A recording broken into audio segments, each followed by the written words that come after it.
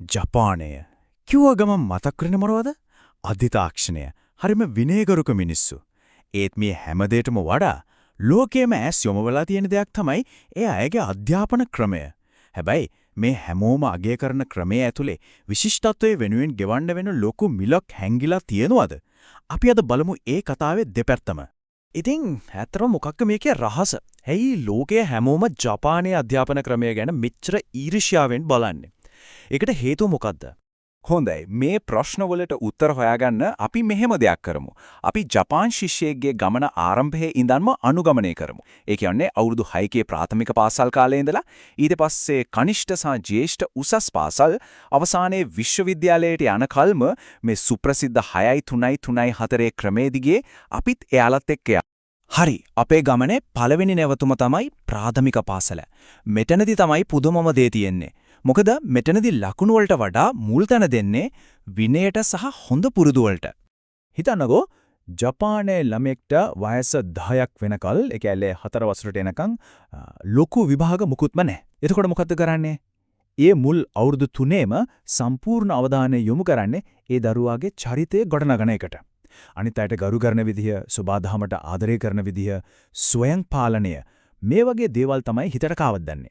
ඇත්තටම මේක තමයි ඒ අයගේ මුළු ජීවිතේටම වැටෙන ශක්තිමත් අඩිතාලම. මේ චරිතය ගොඩනගන එකේ තියෙන ප්‍රායෝගිකම දේ තමයි මේ ඕසෝජි කියන එක. මේකදි වෙන්නේ දවස අවසානයේ විනාඩි 20ක් විතර ළමයි එකතු වෙලා තමන්ගේ පන්ති කාමර කොරිඩෝ විතරක් නෙවෙයි වැසිකිලි පවා අතුගාලා හොඳට පිරිසිදු කරනවා. හැබැයි මේක දඬුවමක් එහෙම නෙවෙයි හොඳද? මේක පාසල් කාලසටහනේම අනිවාර්ය අංගයක්. මේක පිටිපස්සේ තියෙන දර්ශනය ඇත්තරම හරිම ගැඹුරුයි.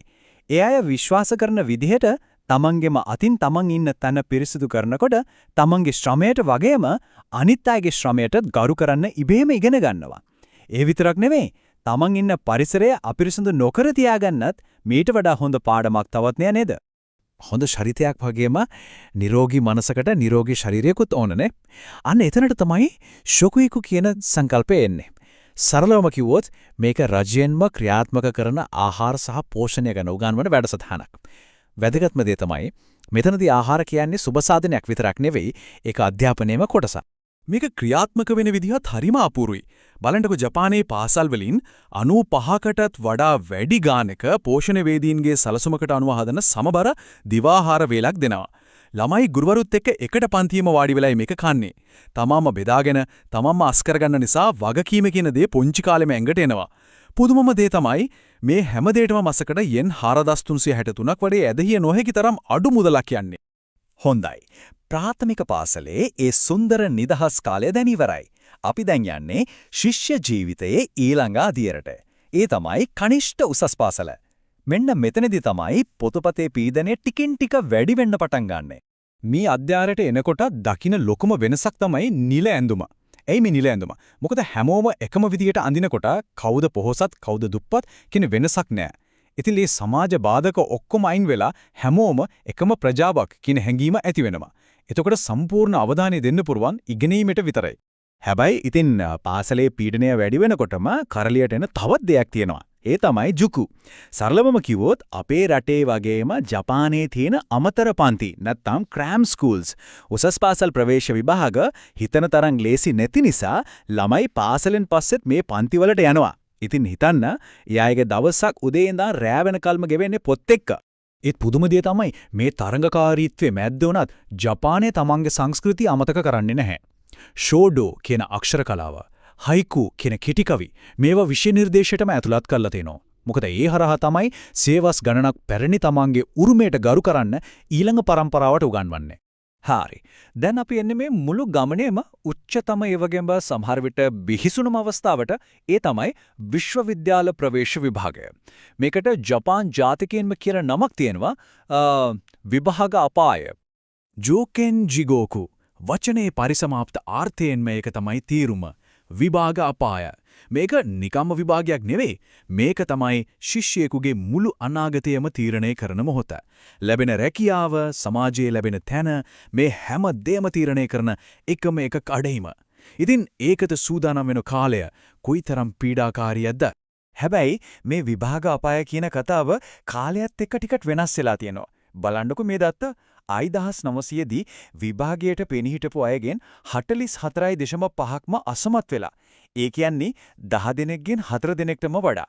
ඒ 2022 වෙද්දී ඒ අසමත් වෙන ප්‍රතිශතය 1.7% දක්වාම අඩු වෙලා. එතකොට ප්‍රශ්නේ තමයි විභාග ලේසි වෙලාද? එහෙම නැත්නම් ළමයි වෙන කවරදාටත් වඩා දක්ෂ වෙලාද? මේක ඇත්තම හිතන්න ඕන දෙයක්. ඉතින් ඕනම දෙකක වගේ මේ ක්‍රමයේත් පැති දෙකක් තියෙනවා. එක පැත්තක් තමයි මේ අධික පීඩනය නිසා උත්සාහවන්ත කවදාවත් අතහරින්නේ නැති මානසිකත්වයක් හැදෙනවා. ශක්තිමත් වැඩ කිරීමේ ආචාර ධර්ම ඇති වෙනවා. ඒක තමයි මේ ක්‍රමයේ අපේක්ෂිත ඉලක්කය. ඒත් කාසිය අනිත් පැත්ත තමයි මේකට ගෙවන්න වෙන මිල. මේකෙන් කටපාඩම් කරන එක දිරිමත් වෙනවා, විවේචනාත්මක චින්තනය යටපත් වෙනවා.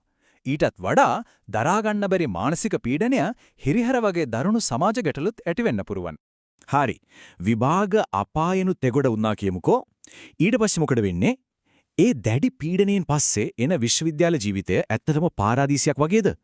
බලමු. පුදුම හිතන කාරණයක් තමයි බොහෝ ජපාන් ජාතිකයින් විශ්වවිද්‍යාල කාලය දකින්නේ ජීවිතේ හොඳම නිදහස්ම කාලය විදියට. සමහරු මේකට කියන්නේ රැකියා ජීවිතේ පටන් ගන්න කලින් ලැබෙන ලොකු නිවාඩුවක් කියලායි. ඒත් ඒ නිවාඩුව එච්චර ලාභ එකක් නම් නෙවෙයි. ටෝකියෝ වගේ නගරයක ඉන්න ශිෂ්‍යයෙක්ගේ සාමාන්‍ය මාසික වියදම යෙන් ලක්ෂ 1.5කට කිට්ටු වෙනවා. ඒකෙන් ලොකුම කොටසක් යන්නේ කුලියට. ඉතින් ඒ නිදහසත් එක්කම අධික ජීවන වියදම කියන යථාර්ථයටත් මුහුණ දෙන්න වෙනවා.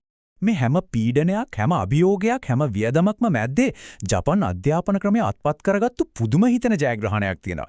ඒ තමයි පාසල් පැමිණීමේ අනුපාතය. ඒක 9.999ක් සතාංශයක්. මේකෙන් පේන්නේ ක්‍රමේ සාර්ථකත්වයේ විතරක් නෙවෙයි, ඒ වෙනුවෙන් සිසුන් කරම ඇදහිය නොහැකි තරමේ කැපවීම. ඉතින් අවසානයේදී අපි ඉස්සරහ ඉතුරු වෙන්නේ මේ ප්‍රශ්නයයි. අධ්‍යාපනික විශිෂ්ටත්වයේ දිලා ගන්න ළමයිකේ මානසික සහ ශාරීරික සුවතාවය බිල්ලට දෙන්න ඕනද? විශිෂ්ටත්වය සහ යහපැවැත්ම. මේ දෙකින් එකක් තෝරගන්නම වෙරවද? එහෙම නැතෝ මේ දෙකම සමබරව පවත්වාගෙන යන්න පුළුවන් ක්‍රමයක් ඇත්තකම නැද්ද? මේක ජපාන අධ්‍යාපන ක්‍රමය විතරක් නෙවෙයි. අද ලෝකයේ තියෙන හැම අධ්‍යාපන ක්‍රමයක්ම මුහුණ දෙන ලෝකම අභියෝගය වෙන්න පුළුවන්.